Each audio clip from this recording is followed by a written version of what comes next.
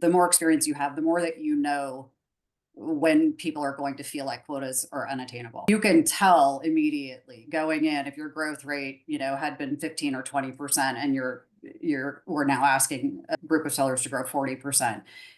Instinctively, that, right? And so signaling that and being careful in your methodology of how you assign quota is important, including the use of overassignment. So I've been in businesses where overassignment was as low as 3%, based on stable book of revenue business versus others that are more based on bookings where overassignment can be 15, 20, 25, 30%, right?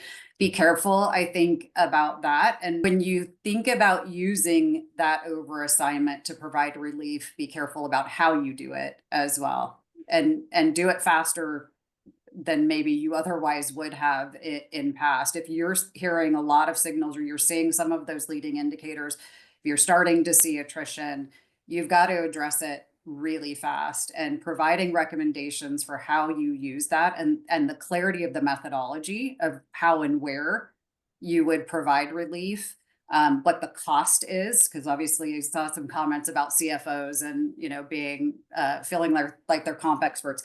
They also want to just make sure that you understand what the outcome is that you're going to drive with whatever action you're taking. So make them super comfortable that you're not just addressing a specific problem and you're not worried about the outcome financially.